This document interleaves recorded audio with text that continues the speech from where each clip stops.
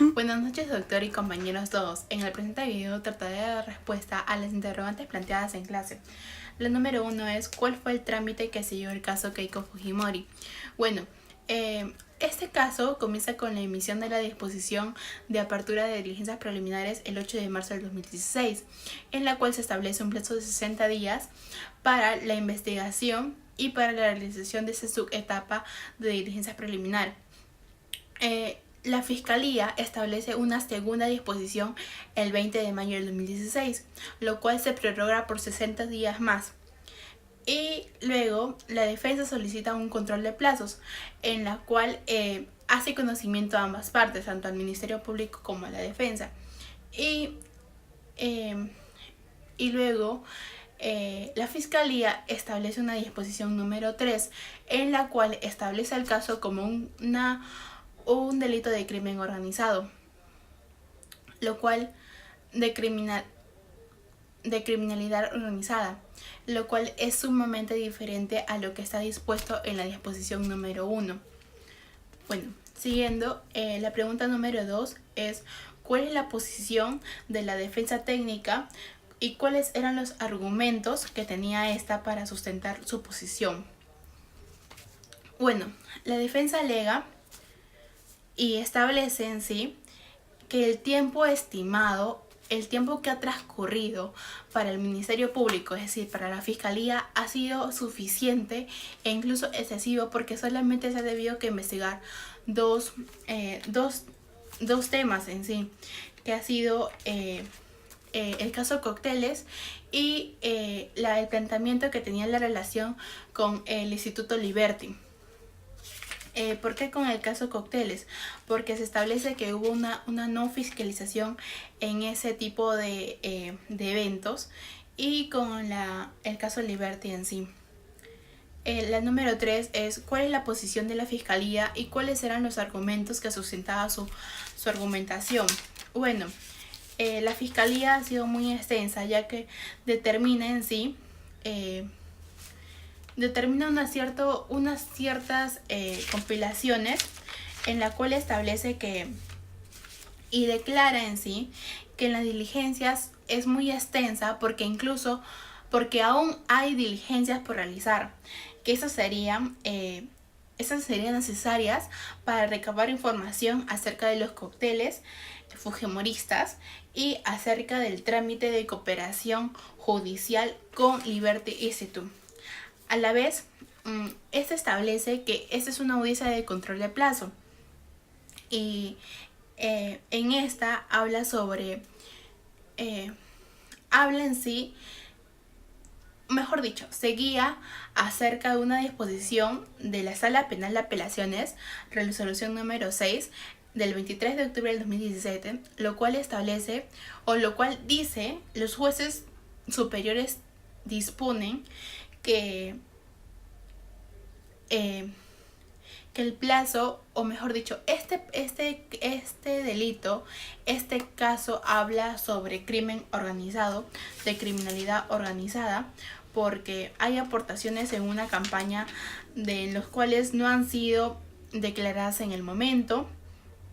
Es una organización criminal de trascendencia nacional e internacional con participación de más de 13 personas, y a la vez habla sobre que la organización criminal, según la ley 30.077, el plazo de diligencias preliminares para una organización criminal es de 36 meses, lo cual la Fiscalía habla sobre que aún no ha establecido, o mejor dicho, aún no ha vencido el plazo establecido previamente, ya que solamente ha transcurrido 18 meses, lo cual faltaría 18 meses más para que se pueda concluir la etapa de diligencias preliminares.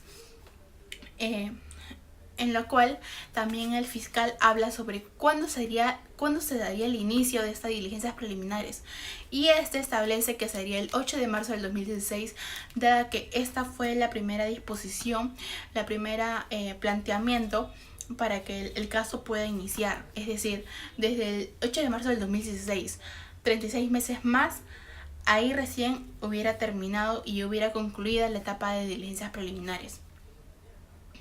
Bueno, la pregunta número 3 es: ¿Cuál fue la...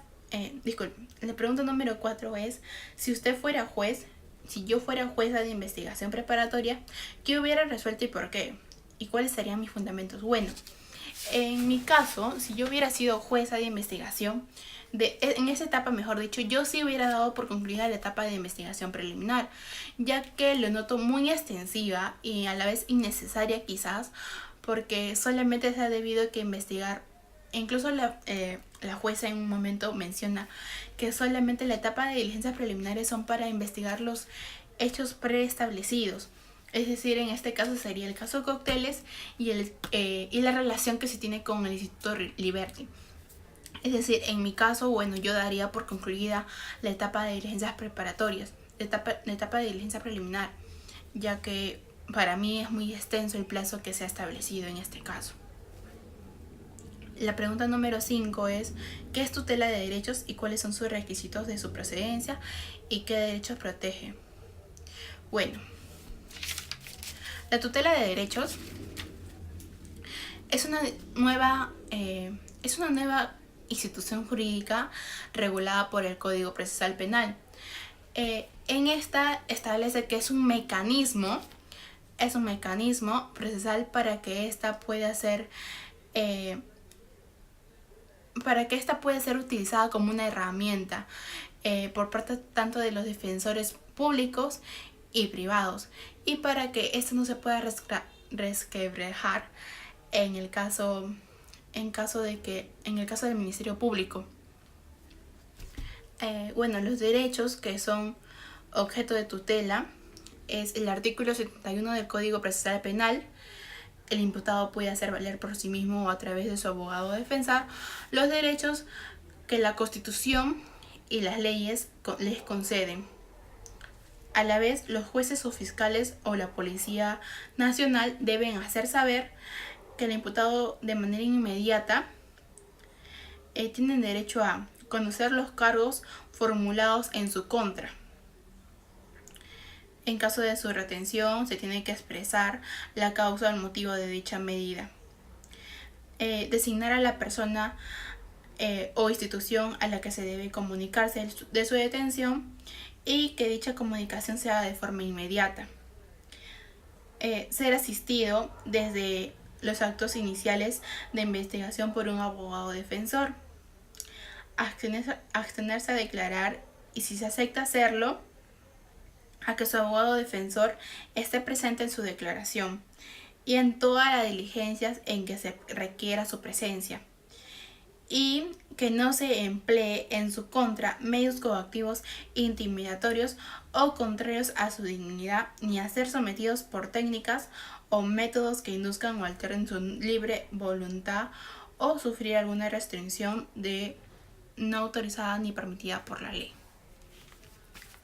Bueno, esa fue la pregunta 5. La pregunta número 6 es, ¿qué sostenía la defensa del expresidente PPK en la audiencia de tutela de derechos vista en clase? Bueno, en lo que yo recuerdo, el abogado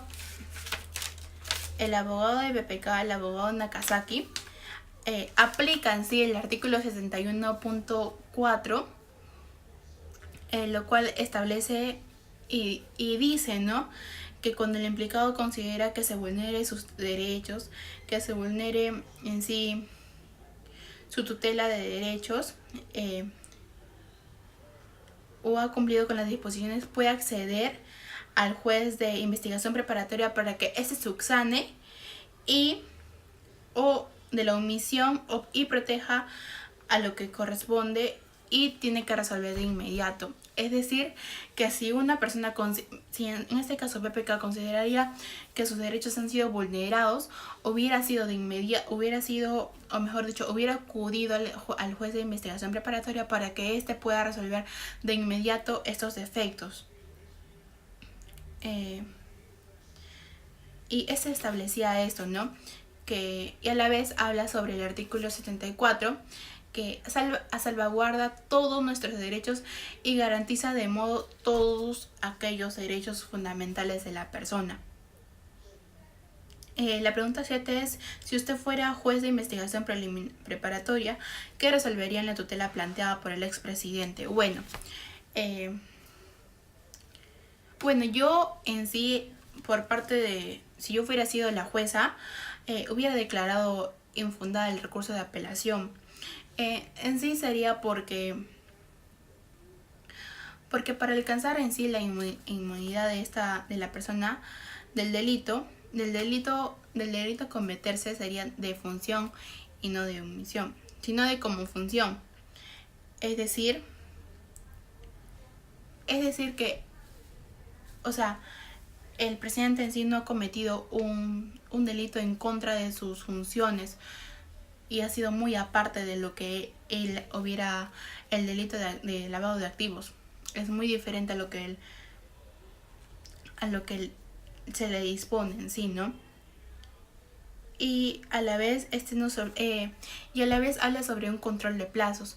Es decir, el juez de investigación preparatoria tiene un plazo razonable, pero sin embargo ese tiene la dicha disposición de poder aceptar o no este plazo en sí. Así que por mi parte yo hubiera declarado infundada el recurso de apelación dada por